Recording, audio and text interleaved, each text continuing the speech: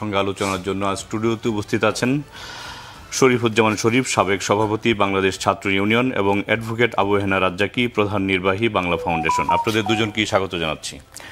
দর্শক, আজ আমরা আলোচনা করব রাজনীতি সহ সমসাময়িক নানা বিষয় নিয়ে। আলোচনাটা শুরু করতে চাই রাজ্জাকি ভাইকে দিয়ে। রাজ্জাকি ভাই, আজকে সেই বিএনপি স্থায়ী কমিটির সদস্য আমির খসরু মাহমুদ চৌধুরীর একটি বক্তব্য দিয়ে শুরু করতে চাই। তিনি যেটি বলেছেন যে বর্তমান সংবিধানে গণভোট বলতে কিছু নাই। বর্তমান রাজনৈতিক দলগুলো কথায় কথায় রাজপথে গেলে আবারও সংঘাত সহিংসতা সৃষ্টি হবে বলে তিনি আশঙ্কা প্রকাশ করেছেন। তো এই যে গণভোট নিয়ে এত আলোচনা রাজনৈতিক দলগুলোর মধ্যে, জাতীয় ঐক্যমত্য কমিশনের পুরো দেশে আলোচনা, এখন সংবিধানে আসলেই কি গণভোট বলতে কিছু নেই বা কি আছে, বা এর কি ব্যাখ্যা? আপনি তো হাইকোর্টে বা সুপ্রিম কোর্টে প্র্যাকটিস করেন। আসলে সুপ্রিম কোর্ট বলেন, হাইকোর্ট বলেন, আইন বলেন, আর যাই বলেন না কেন, রাজনীতির সাথে জনগণের সম্পৃক্ততা, রাজনীতির সাথে জনগণের সম্পর্ক এবং জনগণ যেটা বলবে সেটাই রাজনীতি। এখন জনগণ বলতে কি?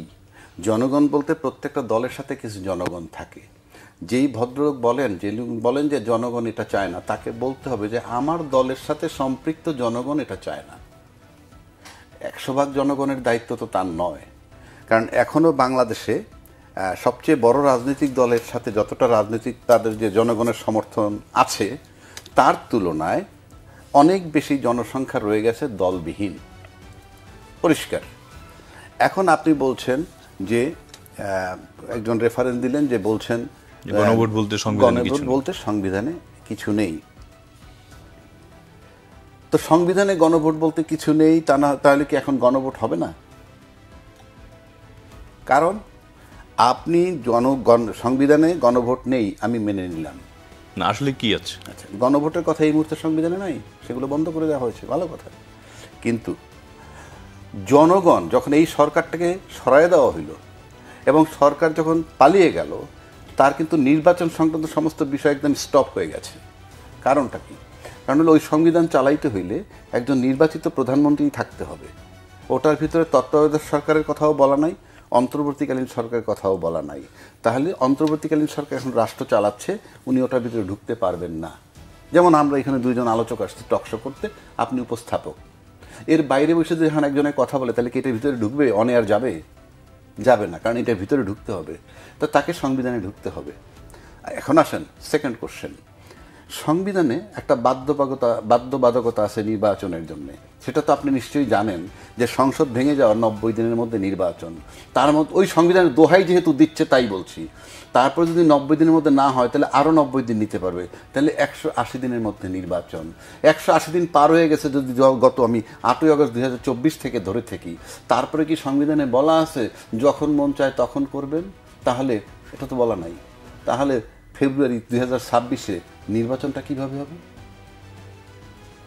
সংবিধানে তো ফেব্রুয়ারি 26-এ নির্বাচনের কথার কোনো সুযোগ নাই। আমি টোটাল বাংলাদেশকে চ্যালেঞ্জ করছি, এই সংবিধান মোতাবেক 2026-এর ফেব্রুয়ারিতে নির্বাচন করার কোনো সুযোগ নাই। অন্তর্বর্তীকালীন সরকারের এই সংবিধান চালানোর সুযোগ নাই। এই সংবিধান চালাইতে প্রধানমন্ত্রী হিসাবে কেউ থেকে চালাবে। এখন সংবিধানে যেহেতু নির্বাচনের 180 দিন পার হয়ে গেছে তথা সোকল্ড স্টাইলে, তাতে যদি ফেব্রুয়ারিতে নির্বাচন হইতে পারে, তাহলে গণভোটে বাধা কোথায়? সংবিধানে তো ওইটাও নাই যে ফেব্রুয়ারিতে নির্বাচন, তাহলে তো নির্বাচন করতে পারবে না।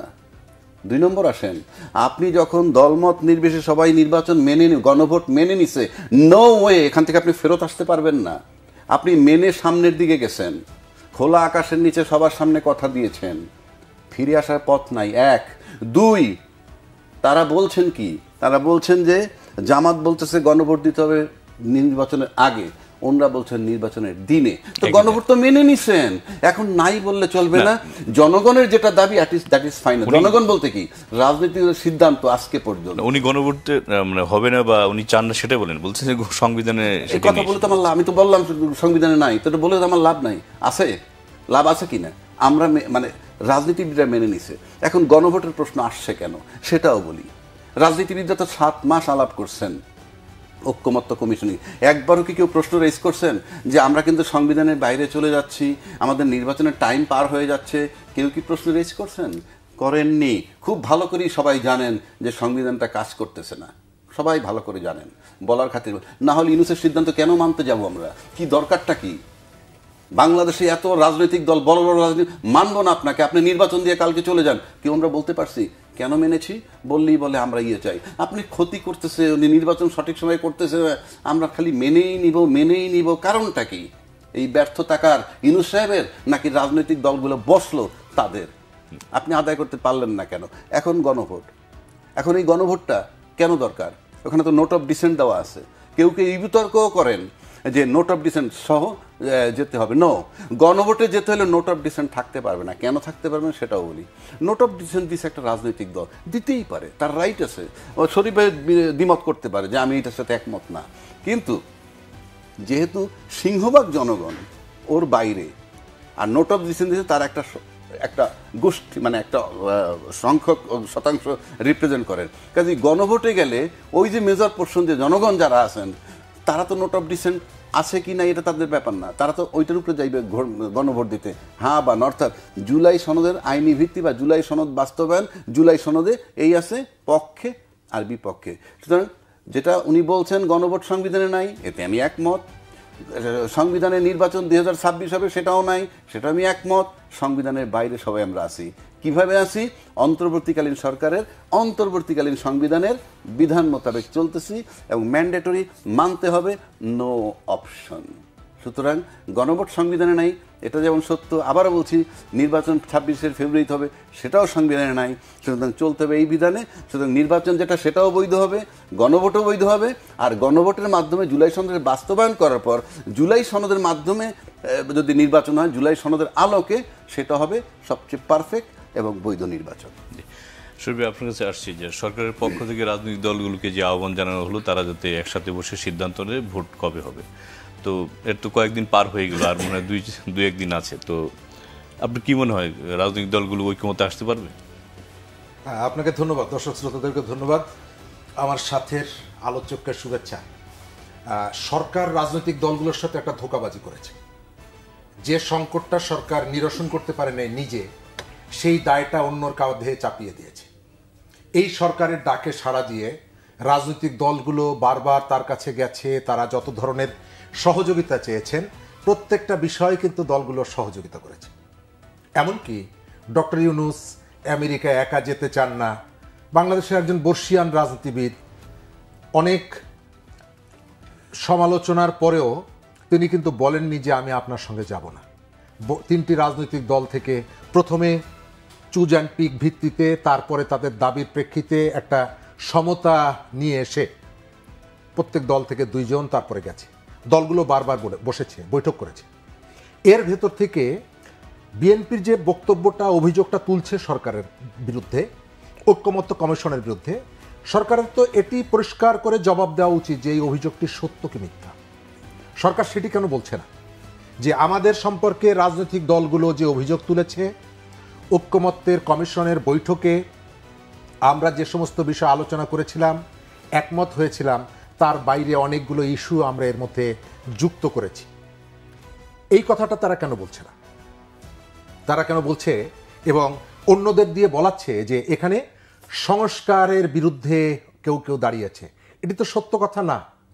রাজনৈতিক দলগুলো সংস্কার চায় না, একটা দলের কাছ থেকেও আপনি এই বক্তব্য এখন পর্যন্ত পাননি। আমাদের এই পর্যন্ত যতগুলো জায়গায় একমত হয়েছে, এবং এটি কিন্তু ডক্টর মোহাম্মদ ইউনূস নিজেই বলেছিলেন ঐক্যমত্য কমিশনের যাত্রা শুরুর পর উদ্বোধনী অনুষ্ঠানে, যে সমস্ত পয়েন্টে সবাই একমত হবে আমরা শুধুমাত্র সেই পয়েন্টগুলোতে আমরা একসাথে এগিয়ে যাব। তো এখন সেই জায়গাটায় আপনার দুজনার দুটি পথ ও দুটি দিকে গেছে বেঁকে কেন? যখন আপনি ঐক্যমত্য কমিশন তার স্বপ্রণোদিত হয়ে অথবা অন্য কারোর প্ররোচনায় নিজে কতগুলো এজেন্ডা এর মধ্যে ইন্ট্রোডিউস করতে চেয়েছেন, তখন স্বাভাবিকভাবে রাজনৈতিক দলগুলো এই প্রশ্নটি তুলবে যে তুমি কার পরামর্শে আমার মাথায় লবণ রেখে তুমি বড়ই খেতে যাচ্ছ। ঐক্যমত্য কমিশন বাংলাদেশের, তারা সিদ্ধান্ত নেবে বাংলাদেশের বিষয়ে। আমাদের এখানকার রাজনীতি কেমন হবে, রাজনীতির সংস্কার আমাদের দরকার। আমরা সংস্কারের সুযোগগুলো বারবার হাতছাড়া করেছি। এবারে যে সুযোগ, এই সুযোগটা আমাদের হাতছাড়া করা যাবে না। আমি প্রত্যেকটা বিষয়ে একমত, কিন্তু আপনি ঐক্যমত্য কমিশন যখন তার সমস্ত সদস্যদেরকে নিয়ে আমেরিকান অ্যাম্বাসিতে গিয়ে ওই ড্রাফট তাদেরকে দেখিয়ে নিয়ে আসেন, স্বাভাবিকভাবে আমার প্রশ্ন আসে যে এই কমিশন আসলে কি বাংলাদেশের রাজনীতি এটি নিয়ে কথা বলতে চায়, নাকি তার অন্য কোনো এজেন্ডা আছে, পেছনে কোনো উদ্দেশ্য আছে এবং সেই উদ্দেশ্যকে নিয়ে বাংলাদেশের রাজনীতির মধ্যে এই ধরনের একটা পরিস্থিতি তৈরি করছে। বাংলাদেশের রাজনীতির সংস্কার দরকার, এটি বিতর্কে করার কিছু নেই। রাজনৈতিক দলগুলো তাদের মধ্যে একটা পরিবর্তন এসেছে, ভাবনার পরিবর্তন, এটা নিয়েও বিতর্ক করার কিছু নেই।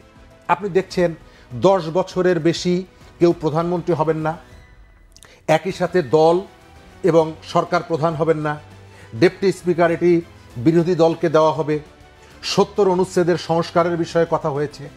তো আমাদের রাজনীতিতে গত 5 দশক যে সমস্ত ঘটনাগুলো রাজনীতিকে বিষিয়ে তুলেছিল, তার তো অন্যতম ঘটনা ছিল এগুলো। এক ব্যক্তির হাতে সমস্ত ক্ষমতা। শেখ হাসিনা বাংলাদেশের যা কিছু চাইতেন সবই তার দিয়ে হতো। দল, সরকার, আন্তর্জাতিক রাজনীতি, মেট্রো রেল কোন পথ থেকে যাবে, তারপরে হচ্ছে ওই যে বঙ্গবন্ধু স্যাটেলাইট কিভাবে কোথায় স্থাপিত হবে থেকে শুরু করে, দলের মনোনয়ন থেকে শুরু করে, নেতাদের দুর্নীতির ধামাচাপা দেওয়া থেকে সব তিনি একা করতেন। তো সেখানে তো একটা ব্যালেন্স করার প্রস্তাব এসেছে। তো এখন আপনি সেখানে নিয়ে গেলেন কেন? সরকারের যে জায়গাটায় ভাই যেটি বললেন, রাজ্জাকি ভাই, আমাদের এখানে রাষ্ট্রটা পরিচালিত হচ্ছে চুজ অ্যান্ড পিক ভিত্তিতে। আমরা কখনো বলছি সংবিধান নেই, আবার যখন আমি ঠেকে যাচ্ছি তখন সংবিধানের যে সমস্ত জায়গাগুলো আমার জন্য সুবিধাজনক, যে জায়গাগুলো আমার জন্য সুবিধাজনক, আমাকে আমার পিঠ বাঁচাতে সহযোগিতা করে, সেই জায়গাগুলোকে আমি নিয়ে আসছি। নাহিদ ইসলাম পরিষ্কার বলছেন যে এই জুলাই সনদের বিষয়ে এর সঙ্গে শাহাবুদ্দিন চুপ্পুকে কোনোভাবে যুক্ত করা যাবে না। কেন? তার নিয়োগ, তার সবকিছু হচ্ছে আগের সেই সরকার, সেই সংবিধান, সেগুলোর উপরে ভিত্তি করে। কিন্তু তিনি যে মন্ত্রী হয়েছিলেন, তিনি শপথ করেছিলেন কিসের ভিত্তিতে? কি ছুঁয়ে শপথ করেছিলেন? এই সংবিধান ছুঁয়ে তো। তার অর্থ হচ্ছে যখন আমি মন্ত্রী হব, শপথ নিতে হবে, তখন আমি সংবিধানটাকে ওন করছি। যখন সেখান থেকে সরে আসছি তখন সেই সংবিধানটা ওন করছি না। আপনি এটি, সেই সুযোগটা তো আপনার ছিল যে পুরো সংবিধানটাকে আমরা বাতিল করে দেব। আমাদের এখানে পৃথিবীর অনেক জায়গায় লিখিত সংবিধান নাই, ব্রিটেনের লিখিত সংবিধান দিয়ে চলে না। আপনার এখানে সেই যে পুরনো সংবিধান নিয়ে আপনি চলবেন, নাও চলতে পারেন। আপনি ধরেন যে গণঅভ্যুত্থান করেছেন, তার স্পিরিট ধরে আপনি সংবিধান বাদ দিয়ে নতুন সংবিধান করবেন, হতে পারে। কিন্তু আপনার যখন প্রয়োজন হচ্ছে তখন আপনি সংবিধানকে রেফারেন্স হিসেবে ব্যবহার করছেন, আর যখন প্রয়োজন হচ্ছে না তখন ব্যবহার করছেন না। সরকার যে সংকটটা তৈরি করেছে, এই সংকটটা সরকারের নিজের তৈরি করা, ইচ্ছাকৃতভাবে করেছে, ষড়যন্ত্রমূলকভাবে করেছে, চালাকি করে করেছে রাজনৈতিক দলগুলোর সাথে। বাংলাদেশের এই যে দলগুলো, এই দলগুলো বাংলাদেশের সমস্ত মানুষের রিপ্রেজেন্ট করে না, এবং রাজনৈতিক দলেরও একটি বিরাট অংশ এই প্রক্রিয়ার সঙ্গে যুক্ত ছিল না, নিবন্ধিত অনেকগুলো দল। সুতরাং যে আলোচনা হয়েছে, ঐক্যমত্য কমিশনের যে আলোচনাগুলো, এই আলোচনাগুলো বাংলাদেশের আপনি হিসাব করে দেখবেন 30, 35, 40% বেশি রিপ্রেজেন্ট করে না। তারপরেও সরকার এটিকে সবার মতামত বলছে। যেভাবে একজন বলছে এসে যে জনগণ এটি চায় না, তার সাথেও জনগণ সব নেই। আর যারা বলছে এইটাই জনগণের দাবি, জনগণ এটি চায়, না হলে 11 তারিখে অনেক কিছু করে ফেলবো, তাদেরকেও বলতে হবে বাংলাদেশের সমস্ত জনগণ আপনাদের সঙ্গে নেই। রাইট। আপনার কাছে আসছি যে শরীফের একটা প্রশ্ন তুলেছেন, যখন প্রয়োজন হচ্ছে যে সংবিধানের দ্বারস্থ হচ্ছে, আবার যখন প্রয়োজন হচ্ছে শরীফ ভাই শোনেন, শরীফ ভাই দ্বারস্থ হচ্ছে না। শরীফ ভাই রাজনৈতিকভাবে একজন পণ্ডিত ব্যক্তি, নানান প্রশ্ন তিনি তুলবেন। তো আমি চেষ্টা করব যে ওনার সাথে, আমাদের তো ডিবেট, আলোচনা। শরীফ ভাই একটা প্রশ্ন তুলছেন যে ধরেন এই কমিশনের অনেক এজেন্ডা থাকতে পারে এবং তারা বাইরের থেকে আসছে একরকম, আইসা মিটিং টিটিং করে মোটামুটি কাজ শেষ করে কেউ কেউ চলেও গেছেন, হয়তো বা তারা কাজ শেষ আর নাও আসতে পারেন, সেটা ভিন্ন কথা। আমার প্রশ্ন হচ্ছে যে এটা আপনি 7 মাস 8 মাস পরে আমরা বলছি কেন? শুরুতে বলতে পারতাম না? শুরুতে উনি কি লুকানো ছিল কিছু? সবই তো প্রকাশ্যে ছিল, কেন বলতে পারলো না আপনাদের সাথে বসবো না, আপনাদের বোধহয় অন্য এজেন্ডা আছে, এই সেই ফর এক্সাম্পল রাষ্ট্র, এটা তো রাষ্ট্র, তামাশা নয়, এখানে প্রেম প্রীতির জায়গা না। দেশটাকে বাঁচাইতে হবে, দেশটা আমাদের সবার। উনি রাজনীতি করেন, দেশটা ওনার, আমি রাজনীতি করি না, দেশটা আমার, দেশটা আপনার, সবার। সুতরাং দেশ নিয়ে মস্করা চলে না। সুতরাং এখানেও তাদের বলা উচিত ছিল, অনেক আগে এগুলো রেস করা উচিত ছিল, বসাই উচিত ছিল না। না বসলে কি করতেন? উনি বলছেন আমি তো দেখছি এই সরকার ফ্রম ডে ওয়ান খালি বঙ্গভবনে যেদিন বসছে সবাই ঐক্যমত্য আসছিল, একসাথে বসাইছে। আমার মনে হয় সবার একটা ধারণা ছিল এই সরকার হার্ডলি 2, 3, 4 মাস, 5 মাস, 6 মাস এর ভিতরে নির্বাচনটা দিয়ে চলে যাবে, তাই সবাই মানে বিশেষ করে রাজনীতিবিদরা। কিন্তু পরে যখন দেখতেছে যে না, ঘটনা তো অন্য, স্লো হচ্ছে, তাই আস্তে আস্তে কিংকর্তব্যবিমূঢ় হয়ে যাচ্ছে। ইউনূস সাহেব ডাকলে না গিয়েও পারে না, আবার বাইরে এসে চিন্তা কি হচ্ছে কি। ইনফ্যাক্ট 15 মাস কিন্তু পার হয়ে গেছে, এবং 15 মাস পরে যখন বলতেছে রাজনৈতিক দলকে প্রতারিত করছে ইউনূস সরকার, তো প্রতারিত হয়েছেন কেন? রাজনীতিতে প্রতারিত হওয়াটাও তো ব্যর্থতা, এটা তো গুণ নয় যে আমি প্রতারিত হয়েছি এটা আমার ক্রেডিট। নো, আমি বিদেশ যাবো, একজনের টাকা দিলাম, 5 লাখ মেরে দিল, আমি প্রতারিত হইলাম, আমি যে বুঝতে পারলাম না এটা আমার অজ্ঞতা। সুতরাং রাজনীতিবিদরা বুঝতে পারেননি যে তাদেরকে প্রতারিত করেছে, এটা রাজনীতিবিদদের অজ্ঞতা। সিম্পল জবাব। এটার খেসারত কে দিবে? এরপরে আসেন, একটা কথা বলছেন ভাই শরীফুদ্দীন ভাই, আমার একটা কথা, এখনো সরকারের দোষ। ইয়েস, সরকারের দোষ, অবশ্যই সরকার ব্যর্থ, ফ্রম ডে ওয়ান সে ব্যর্থ। একটা ব্যর্থ সরকার 15 মাস পার করে যায় এত বুদ্ধিমান রাজনীতিবিদদের মধ্য দিয়ে, এটা সত্যি আমাকে ভাবায় তোলে মাঝে মাঝে। এটা কি রাজনৈতিক দলের দৈন্যতা কিনা? আপনারা কেন বুঝবেন না? সব পোর খাওয়ার রাজনীতিবিদ, 16 বছর তো নির্যাতিত হয়েছেন, তারপরেও বুঝলেন না। সুতরাং এই দায় তাদের। 3 নম্বর, উনি ছিলেন রেফারির ভূমিকায়, ওনাকে বলা হইল প্রতারক। ফাইনালি প্রতারক যখন বলা হইল তখন উনি কী করলেন? প্রতারক যখন বলা হয়েছে, একটা পরে বলা ঠিক আছে, তবু আপনাদেরকে আমরা 7 দিন সময় দিলাম, এর ভিতরে আপনারা ঐক্যমত হয়ে, যদি ঐক্যমত হয়ে আসতে পারেন না, আমি সিদ্ধান্ত দিব বলছেন। সিদ্ধান্ত হয়তো উনি একটা দিবেন, সেই সিদ্ধান্ত রাইট অর রং কী হবে না হবে আমরা জানি না। আর একটা কথা শরীফ ভাই বলছেন যে রাষ্ট্রপতি ওথ দেয় এবং সংবিধান যখন আমাদের প্রয়োজন হবে তখন মানব, যখন প্রয়োজন হয় না তখন মানব। রাষ্ট্রপতি তো সংবিধান মোতাবেক বসছে, এই সংবিধানের মধ্যে যারা বসছেন তো বসছেনই। এখন আসেন, ধরেন কল্পনা করেন শরীফ ভাই, আপনি, আমি সবাই মিলে একটা নতুন সংবিধান বানাই ফেলাইলাম। কল্পনা, কিন্তু এটা আমি বলছি না চূড়ান্ত, এটা এক সম্পূর্ণ নতুন সংবিধান বানাইলাম, তারপরে আমি প্রধানমন্ত্রী হইলাম। আমাকে ওত দিবে কে? কে দিবে? রাষ্ট্রপতি। তার মানে কি? বাধ্য, ওই পদে যে থাকবেন ওই চেয়ার আমাকে ওত দেয়। সংবিধানের সাথে সম্পর্কিত না, কোন সংবিধানে কে নির্বাচিত হইতেছে এটা কোনো ম্যাটার না। সম্পূর্ণ নতুন সংবিধানও যদি কালকে আমরা নির্বাচিত হয়ে কেউ যাই প্রধানমন্ত্রী হয়ে, তাকে তিনি ওত দিবেন। সুতরাং আমি মনে করি যে এই যে রাজনৈতিক দল ব্যর্থ হইল এবং এটার দায়, দেখেন নির্বাচনটা যদি না হয় কিংবা নির্বাচনে যদি জটিলতা হয়, খেসারত কাদের? ক্ষতিগ্রস্ত হবে কে? রাজনৈতিক দলগুলো। ফিরে আসবে নাকি গণতন্ত্র? তা আপনি যদি রাজনৈতিক দল, দেশের জন্য, গণতন্ত্রের জন্য যদি এত প্রেম আমাদের থেকে থাকতো, আমরা কেন 7-8 মাসে ঐক্যমত্যে আসতে পারলাম না? এই দায়টা কে নিবে? অভিজ্ঞ রাজনীতিবিদরা সবাই বসে, ইউনূস সাহেব এর কি এক আলী রিয়াজ সাহেব আসছিল, যাকে আমরা তিরস্কার দিচ্ছি বিদেশ থেকে, 8 মাস কিন্তু তার ডাকে সারাদিন সবাই বসছে। এই যে আপনারা বসছেন, কেন বসছিলেন? এই 8 মাস লাগলো বুঝতে। 1, 2 নম্বর, ফাইনালি যখন তাকে প্রতারক আমি স্বীকৃতি দিচ্ছি, এর বিকল্প ছিল কি না বসার? আমার বিকল্পটা একটা সংস্কার তো আপনাকে করতে হবে। আমি সংস্কারে যাবো কেন? আমি তো সংবিধানে আছি, একটা সংবিধান নিয়ে আমি থাকবো, আবার আমি সংস্কারে বসবো, ঐক্যমত্যে বসবো, এই আপার হাউস, লোয়ার হাউস সব সংবিধানের বাইরে। ওইটা তো সংবিধান, ওই সংবিধান তো নাই। আমার কাছে সিম্পল কথা, যে আমি যদি দেখে থাকি যে এটা ভালো না, যৌক্তিক না, গ্রহণযোগ্য না, তাহলে কি মানে 5 আগস্টের আগের যেই ফেসিস্ট যা করে গেছে সেটাই কি বহাল থাকবে? আলটিমেটলি তো 8 মাস পরে সেখানেই যাচ্ছেন। আলটিমেটলি 8 মাস পর আপনি সেখানেই তো যাচ্ছেন। কোনো সংস্কার হয় নাই, কিছুই হয় নাই, গণভোট হবে, জুলাই সনদের স্বীকৃতি হবে, হয়েছে কিছু? তা আপনি 9 মাস, 10 মাস, 15 মাস পার করে আপনি তো সেই জায়গায় গেছেন। সব শেষ কথাটা বলে দিচ্ছি। তাহলে এটা এই আলোচনা কতদিনে শেষ করা যেত আপনার কি মনে হয়? এটা আমার কাছে মনে হয় যে এটা আমাদের রাজনৈতিক দৈন্যতা, আমরা যে পারি নাই ঐক্যমত্যে আসতে। এটার মানে হচ্ছে প্রতিটা দল তার নিজের ঐক্যমত্য তো আসছে, আমি বলি কিছু বিষয় তো আসছে। নো, কিছু বিষয় আসলে কি হবে? মৌলিক জিনিসগুলো যদি না হয়, প্রত্যেকটা দল নিজ নিজ দলের স্বার্থ দেখছে। জামাত চিন্তা করে আমাকে ক্ষমতায় না যাইতে পারলে আমার একটা বড় সংখ্যক সিট নিয়ে যাইতে হবে, আর বড় দল দেখতে আমাকে ক্ষমতায় যাইতে হবে। দেশ আর রাষ্ট্র এ পর্যন্ত যত সংস্কার নিয়ে যত পদের আলাপ হয়েছে, এটার ক্ষতি আর লাভ হিসাব করে দলগুলো তাদের জন্য, দেশ এবং রাষ্ট্রের জন্য কোনো ক্ষতি কি হয়েছে?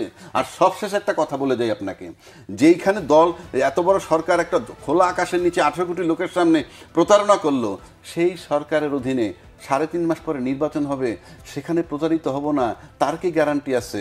তারপর সেই নির্বাচনে যাওয়ার রহস্যটা কি? এই প্রশ্নটা আসছি, শফি আপনার কাছে আসছি যে গতকাল নাহিদ ইসলাম যেটি বলেছেন এবং রাজ্যকবি কিছুটা আলোচনা করেছেন যে জুলাই সনদে নোট অফ ডিসেন্ট বলে কিছু থাকবে না এবং এর বাস্তবায়ন আদেশ ডক্টর মোহাম্মদ ইউনূসকে দিতে হবে। তো এই বিষয়টি নিয়ে একটু আলোচনা করব। আচ্ছা, প্রথমত অনেকগুলো রাজনৈতিক বক্তব্য আসছে যার সাথে যুক্তি, তথ্য, ইমোশনের কোনো সম্পর্ক নেই, যার পেছনে শক্তি, দম্ভ দেখানোর একটা প্রবণতা আছে। ইতিমধ্যেই 11 নভেম্বর সম্পর্কে হাঙ্কি পাঙ্কি সহ যে বক্তব্যগুলো এসেছে, এর ভেতর থেকে বোঝা যায় যে আমাদের রাজনীতিকে একটা সংঘাতের দিকে নিয়ে যাওয়ার একটা চেষ্টা আছে। উপদেষ্টাদের মধ্যে অনেকেই অনেক ধরনের বক্তব্য দিচ্ছেন, নাহিদ ইসলামরা এখন রাজনীতির সবকিছু ঠিক করে দিচ্ছেন। গত কয়েকদিন আগে তারা এই সনদে স্বাক্ষর করলেন না, এখন কিন্তু সেই বিষয়টি তারা আর তুলছেন না। অথচ সরকারের যদি ব্যর্থতার জায়গা দেখেন, সব থেকে বড় ব্যর্থতা হচ্ছে জুলাই অভ্যুত্থানে যারা সামনের সারিতে লড়াই করেছে তাদেরকে সরকার তার ওপিনিয়নটাই তাদেরকে কনভিন্স করতে পারেনি। ব্যর্থতার জায়গা প্রথম। রাজ্জাকা ভাই বলেছেন এতদিন পরে এই প্রশ্নটা তোলা কেন হচ্ছে, এই প্রশ্নটা তোলা হয়েছে বহুবার। ওই বৈঠক যদি বর্জন করত, কোনো রাজনৈতিক দল কিন্তু ওয়াক আউট করেছে, দ্বিমত দিয়েছে, ভিন্ন মত দিয়েছে। আচ্ছা, আমি তাকে জিজ্ঞেস করি, এই সরকারের যে উপদেষ্টা যারা আছেন তাদের মধ্যে স্বাস্থ্য উপদেষ্টার বিরুদ্ধে গণঅভ্যুত্থানের আহত এবং শহীদ পরিবারের পক্ষ থেকে গত 11 মাস 12 মাস অনবরত সমালোচনা এসেছে, ক্রিটিক এসেছে, তার সীমাবদ্ধতা, তিনি পারছেন না। ডক্টর মোহাম্মদ ইউনূস কি কোনোভাবে একবারও কি কর্ণপাত করেছেন সেই দাবির প্রেক্ষিতে? তিনি কি এই গণঅভ্যুত্থানের যারা একেবারে সামনের সারিতে ছিল তাদের দ্বারা উত্থাপিত যে অভিযোগ, সেই অভিযোগ কি তিনি কানে তুলে নিয়েছেন? নো। আমাদের এখানে আপনি গত 1 বছর সময়ের মধ্যে দেখেন যে সমস্ত বিষয়গুলো সরকারের সমালোচনা হয়েছে, সরকার কোনো জায়গায় শেখ হাসিনা যেমনিভাবে উড়িয়ে দিতেন, আমি একই ধরনের প্রবণতা দেখছি এই সরকারের মধ্যে, সব কিছু উড়িয়ে দিচ্ছে। একমাত্র এনসিপি, বিএনপি এবং জামাত, এদের কয়েকটা মতামত ছাড়া এই সরকার জনগণের, পাবলিকের কোন ওপিনিয়নটা গ্রহণ করেছে আপনি বলেন তো? আমি ঐক্যমত্য কমিশন, আমি সেটিকে বয়কট করে চলে আসতে পারতাম, আমি সেখানে নাও থাকতে পারতাম। তার ভেতর থেকে যেটা হতো, বলার সুযোগ হতো যে রাজনৈতিক দলগুলো আমাদেরকে সহযোগিতা করেনি। এই দলগুলো, প্রত্যেকটা দল আপনি দেখেন, অবশ্যই তাদের কতগুলো নিজস্ব এজেন্ডা থাকবে, স্বাভাবিক, কিন্তু সেই এজেন্ডাকে নিয়ে গিয়ে আমার এই দাবি না মানলে আমি কোনো কিছুই মানব না, এটি কি কেউ বলেছে? তাদের মধ্যে ভিন্নতা ছিল, তাদের মধ্যে কতগুলো অপ্রাপ্তি ছিল, অপ্রত্যাশিত কতগুলো ঘটনা ঘটেছে, কিন্তু সরকারকে এরা কেউ সহযোগিতা করেনি। ভিন্ন মত তোলা হয়েছে। ডক্টর আলী রিয়াজের এই যে তৎপরতা, এই তৎপরতার বিরুদ্ধে প্রশ্ন তোলা হয়েছে।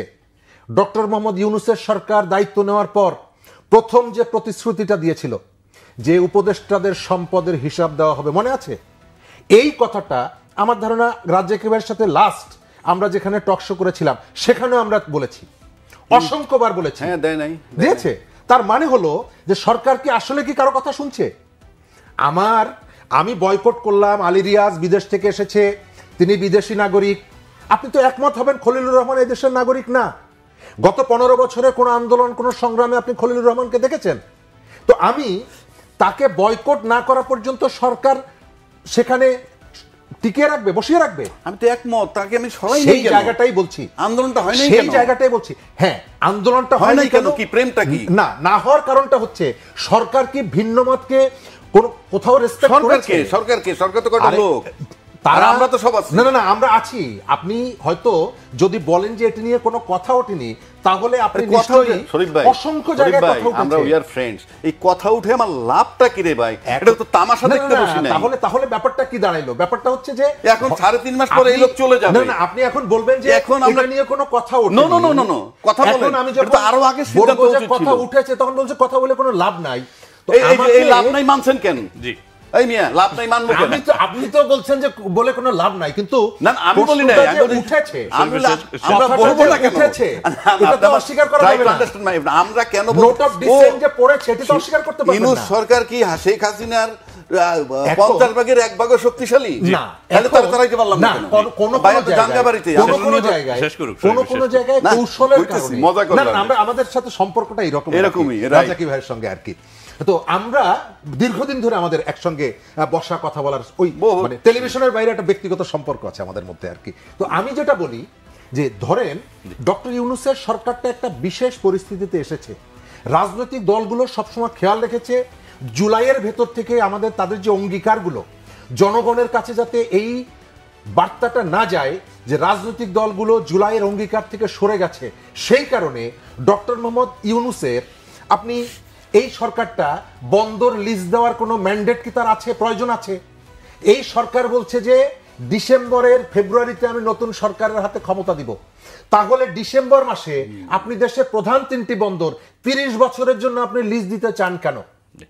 আপনার এখানে যখন করিডোরের বিষয়টা আসে, যখন সমালোচনা, আপনি কারো কথা শোনেন না কেন? কিন্তু 3টি দলের নেতাদেরকে আবার আপনি আমেরিকায় নিয়ে যান। অর্থাৎ সরকারের জায়গাটাও হলো, সরকার যেটাকে মনে করছে এই অ্যাকশনগুলো আমার গদিকে সেভ করবে, সরকার সেই কাজটি করছে, এবং যেখানে দেখছে সমালোচনাগুলো আমার গদি রক্ষার জন্য কোনো সমস্যা হবে না, সরকার সেই কথায় কর্ণপাত করছে না। রাজীব ভাই, আপনার কাছে আসছি, সেটা হচ্ছে যে কিছুদিন আগে বিএনপি 237 আসনের নমিনেশন ঘোষণা করেছে, এনসিপিও তাদের প্রস্তুতি নিচ্ছে, জামাতও প্রস্তুতি নিচ্ছে। বলা যায় যে এখন নির্বাচনমুখী রাজনৈতিক দলগুলো তো এর আগের আলোচনায় আপনি কিছুটা সংকট প্রকাশ করেছিলেন যে এই সরকারের অধীনে নির্বাচন মানে না, আমি ব্যক্তিগতভাবে যদি আপনি আমাকে বলেন, কারণটা কি? আমি তো এই সরকার তো যেহেতু প্রতারণা করছে আমি মনে করি, কারণ রাজনৈতিক দল, বড় রাজনৈতিক দল যখন বলে যে তারা প্রতারিত হয়েছে বা তাদেরকে প্রতারণা করা হয়েছে, তাহলে আমার প্রথম প্রশ্ন হলো এই সরকার যে নির্বাচন সময়, যেটা আমি আগেও বলছি যে প্রতারিত করবেন তার কি গ্যারান্টি আছে? তো এই সরকার তো নির্বাচনেই যাওয়া উচিত না। সিম্পল। আপনি এত আস্থা কেন? 1 নম্বর। 2 নম্বর হলো আমাদের দেশে নানান সময় নানান অভ্যুত্থান হয়েছে, হয় নাই যে তা না। এরশাদ সাহেব একটা অভ্যুত্থান, এরা তো সক্রিয়ভাবে মাঠে আন্দোলন কি করেন নাই, করছে। এরশাদ সাহেব আন্দোলন করছে, এরশাদ সাহেবের বিরুদ্ধে আন্দোলন করছে। 96-তে যে আমরা তত্ত্বাবধায়ক সরকার নিলাম, সেখানে এক ধরনের আন্দোলন লাগছে। এই যে একটা কথা আসছে যে হাঙ্কি পাঙ্কি, এই শব্দটা আমার পছন্দ হয় না, মানে এটা কোনো রুচিশীল বক্তব্য না। কিন্তু তার পাশাপাশি তার একটা বাঁকা আঙ্গুলের কথা আবার বলছে, বাঁকা আঙ্গুলে ঘি তুলবে। এই বাঁকা আঙ্গুলটা কিন্তু আপনি, আমরা হয়তো মানে খারাপ অর্থে নিচ্ছি, এটা একটা ট্রেডিশনাল শব্দ, আমরা ঘরে বাইরে সবসময় ব্যবহার করি যে সোজা আঙ্গুলি ঘি ওঠে না। ইনফ্যাক্ট রাজনৈতিক ঘি তুলতে হইলে সহজভাবে হয় না। এর সাথে যে গণ অভ্যুত্থান হয়েছে, বলুক তারা যে সোজা আঙ্গুলে হয়েছে, হয় নাই। তারপর তত্ত্বাবধায়ক আদায় সোজা আঙ্গুলে হয় নাই। তারপরে 111 সোজা আঙ্গুলে হয় নাই। আর 24 সেটাও সোজা আঙ্গুলে হয় নাই। বাংলাদেশে রাজনীতিতে, পৃথিবীরটা জানি না, আমি আমাদের দেশেরটা বলি। আর একটা বিষয় হলো বাংলাদেশে যিনি ক্ষমতায় যান, যাওয়ার পর উনি ক্ষমতায় থাকার জন্য আঙ্গুল বাঁকা করেন, আর ওনাকে সরাইতে হলেও আঙ্গুল বাঁকা করতে হয়। উনি যদি 60 ডিগ্রি অ্যাঙ্গেলে করেন, আরেকজনের করতে হয় একেবারে আরও ডাউন করে 80% আঙ্গুল বাঁকা করলে 100%। যেমন শেখ হাসিনা 80% আঙ্গুল বাঁকা করছিলেন ক্ষমতায় থাকার জন্য, কিন্তু ছাত্র জনতা শেষে গিয়ে বাঁকা 100 করে ফেলছেন। তো সে কারণে এখন আপনি দেখেন এই যে নির্বাচনের আপনি বললেন নমিনেশন দিল, বিএনপি দিল 237 জন, জামাত দিতেছে, এনসিপিও দিতেছে, কিন্তু প্রশ্ন হচ্ছে এই বিষয়গুলো তো রয়ে গেছে। আমরা কি শুধু নির্বাচনের জার্নিতে আসি? ইনফ্যাক্ট আমরা কিন্তু এখনো গণভোট নিয়ে কথা বলতেছি, জুলাই সনদের ভিত্তি নিয়ে কথা বলতেছি। গণভোট নির্বাচনের আগে নাকি নির্বাচনের দিন, সেই আর আপনাকে তো নির্বাচনে যাইতে হইলে সব কিছু ফেলে দিয়ে সরাইয়া কাটসাট করে ট্রেনটাকে তো একদম নিশ্চিত 1 ওয়ে টু ইলেকশন করতে হবে। আমি নিশ্চিত করে বলে দিচ্ছি, নির্বাচন ট্রেনটা এখন পর্যন্ত 1 ওয়ে টু ইলেকশন নাই। প্রত্যেকটা দলই আলাদা আলাদা নিজেরা নিজে আলোচনা করে নির্বাচন হবে তো, নির্বাচন হবে তো। এই যে প্রশ্নগুলা, শেখ হাসিনা যে জুলুম করে নির্বাচন করছে, হ্যাঁ, তখনও তো এই প্রশ্ন হয় না আমি তুমি দামি দিয়ে নির্বাচন করে ফেলবো, ডিটারমিনেশন। তো আমরা সেই ডিটারমিনেশন বা ফার্ম ডিটারমিনেশন বলতে যা বুঝায় সেটা এখনো পাচ্ছি না। এক নম্বর। আর 2 নম্বর হলো এটাকে চূড়ান্ত করতে হলে 3টা স্টেক হোল্ডার, আমি আগেও বলছি এখনো বলি। আর্মি একটা স্টেক হোল্ডার, আর বিএনপি, জামাত, সিএমপি, এনসিপি মিলে একটা স্টেক হোল্ডার, সরকার। এই 3টা স্টেক হোল্ডার একমত আসলে নির্বাচনের পথটা মসৃণ হবে, নয়তো অনিশ্চিত। শরীফ ভাই, রাজীব ভাই বলছিলেন যে নির্বাচনে মানে রাস্তায় ট্রেনটি নেই। তো আজকে প্রধান উপদেষ্টা প্রেস সচিব শফিকুল আলম বলেছেন যে ফেব্রুয়ারি জাতীয় নির্বাচন নিয়ে কোনো অনিশ্চয়তা নেই। এটি আসলে কেন বলতে হচ্ছে? কারণ নির্বাচনে আসছে 3 মাস, এখনো আপনাকে কেন এই কথা বলতে হচ্ছে অনিশ্চয়তা নেই বা নিশ্চয়তা? প্রথমত আমি তার তার একটা কথা বলার তিনি অবিরাম ভাবে বলে যাচ্ছেন, কেউ ঠেকাইতে পারবে না, কেউ ঠেকাইতে পারবে না। তো সরকারের এই কিরা কসম দেখে আমার সন্দেহ হয় যে ভেতরে অন্য কোনো ঘটনা আছে।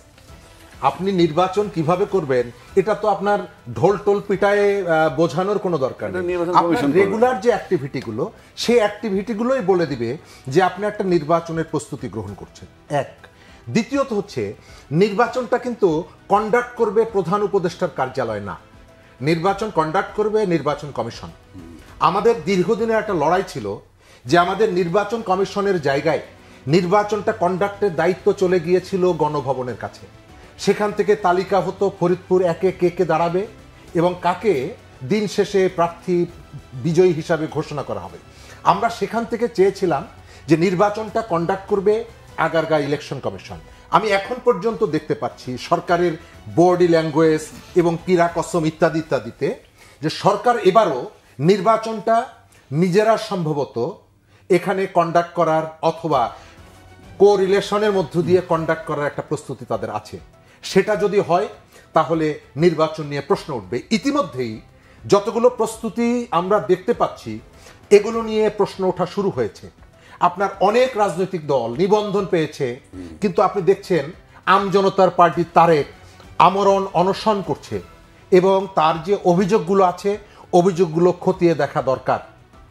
তাকে আমরা শুনছি 1 জন বা 2 জন বা 3 জন মানুষের পছন্দ অপছন্দের উপরে ভিত্তি করে তাকে নিবন্ধন দেওয়া হচ্ছে না। তার অর্থ হলো রাজনৈতিক দলগুলোর নিবন্ধন পাওয়া আইনগত জায়গা থেকে এখানে বৈধতা নেই। বৈধতা হচ্ছে রাজনৈতিক দলকে কাকে নিবন্ধন দেওয়া হবে এটি নির্ভর করছে ইলেকশন কমিশনের ইচ্ছা অনিচ্ছার উপর। তারা ফুটন্ত শাপলা নাকি অর্ধ ফুটন্ত শাপলা নিয়ে গত কয়েক মাস ধরে যে ধরনের যুদ্ধ চলল, এগুলো কি প্রয়োজন ছিল? তো সেই যখন ওই যে একটা কথা আছে, তো আমাদের ধারণা যে সরকার নির্বাচনটাকে নিয়ে এখনো এক ধরনের ষড়যন্ত্র আছে এবং ষড়যন্ত্রের যে অভিযোগটা, এটা ইলেকশন কমিশন না, সরকারের অতি উৎসাহী কথাবার্তা এবং শেষ পর্যন্ত সরকার নিরপেক্ষ থাকতে পারবে কিনা এই শঙ্কাটা আমার মনের মধ্যে আছে।